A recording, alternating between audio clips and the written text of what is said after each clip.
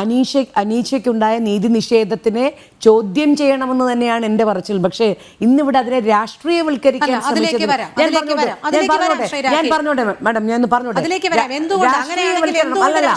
ഞാനത് സ്വാഭാവികമായൊന്ന് പറഞ്ഞോട്ടെ. ഇപ്പൊ ഉഷ മാഡം പറഞ്ഞു രാഖിയൊക്കെ നന്നായി അറിയാം, പക്ഷേ ഞാൻ ഒരിക്കലും അനീഷയുടെ മരണം അത് അങ്ങനെ സംഭവിച്ചു പോയി എന്നല്ല പറഞ്ഞത്. ഒരു സ്ത്രീക്കും സംഭവിക്കാൻ പാടില്ല. നമ്മൾ നങ്ങേലിയെ മുലക്കരം റദ്ദാക്കുവാൻ വേണ്ടിയുള്ള രക്തസാക്ഷിയായി പ്രഖ്യാപിക്കുന്നെങ്കിൽ ഇനിയും അനീഷയെ പോലുള്ള വ്യക്തികൾ ഈ സ്ത്രീ സമൂഹത്തിന് വേണ്ടി ഉണ്ടാക്കിയ ഒരു രക്തസാക്ഷിത്വമാണെന്ന് ഞാൻ പറയുന്നു. കാരണം അനീഷ അത് പറഞ്ഞു തരികയാണ്, ഞാൻ എന്താണ്, എനിക്ക് എന്ത് സംഭവിച്ചു, എങ്ങനെ സ്ത്രീകൾ തൊഴിലിടങ്ങളിൽ പീഡിപ്പിക്കപ്പെടുന്നു, എന്തുകൊണ്ട് എന്നെ മാനസികമായി എന്നെ ഈ വേദനയിലേക്ക് എത്തിച്ചു എന്ന് അവരുടെ ആത്മഹത്യാ കുറിപ്പുകളിലും അതോടൊപ്പം മൊഴികളിലും പറയുന്നതിലൂടെ നമുക്ക് മനസ്സിലാവുന്നുണ്ട്.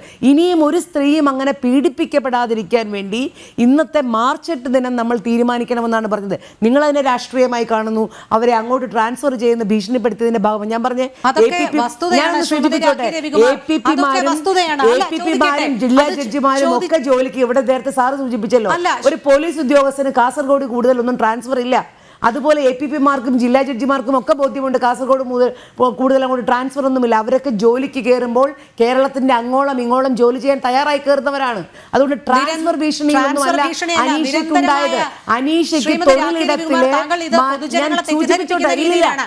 തൊഴിലിടങ്ങളിലെ മാനസിക പീഡനം അതിനെ ചർച്ച ചെയ്യണം. അത് ഇന്ന് മാർച്ച് നമ്മൾ അനീഷയുടെ മരണത്തെ മാത്രം പറയുമ്പോൾ ഇവിടെ സൂചിപ്പിച്ചു, BJP-യിലെ ചില ഒരു പ്രതിനിധി സൂചിപ്പിച്ചു, കേരളത്തിലെ ക്രൈമുകളെ കുറിച്ച് ഇതുകൾ സൂചിപ്പിച്ചു, കേരളത്തിലെ ക്രൈം റെക്കോർഡ്സ് പാത്രം പരിശോധിച്ചു. നിങ്ങൾ ഇന്ത്യയുടെ സ്ഥിതിയെക്കുറിച്ച് നിങ്ങൾ പറഞ്ഞില്ലല്ലോ. അങ്ങനെ രാഷ്ട്രീയം പറയരുത്. അങ്ങനെയാണെങ്കിൽ ബിൽക്കീസ് ബാനു എന്ന് പറയുന്ന നീതിക്ക് വേണ്ടി സുപ്രീം കോടതിയിൽ വരെ പോയി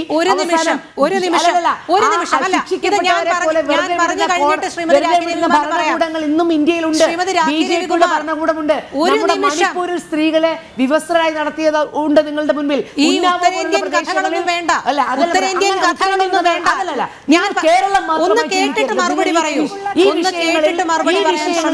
കേരളത്തിലെ രാഷ്ട്രീയവൽക്കരണമല്ല, സ്ത്രീ സമൂഹത്തിന് നേരിടുന്ന പീഡനത്തെ കുറിച്ചാണ് ഇന്ന് നിങ്ങൾ ചർച്ച ചെയ്യുന്നത്. ഇത്തരത്തിൽ അതിനെ രാഷ്ട്രീയവൽക്കരിക്കുന്നത് അതാണ് നമുക്ക് മനസ്സിലാവുന്നത്. ഞാൻ അതുകൊണ്ടാണ് ഈ ഇന്നത്തെ വിഷയം നമ്മൾ ചർച്ച ചെയ്തത് മാർച്ച് 8 ആണ്, വനിതാ ദിനമാണ്, തൊഴിലിടങ്ങളിലെ സ്ത്രീകളുടെ അവകാശങ്ങൾക്ക് വേണ്ടി പോരാടിയ ദിനം എന്നുള്ള രീതിയിൽ മാർച്ച് 8 നമ്മൾ ആഘോഷിക്കുമ്പോൾ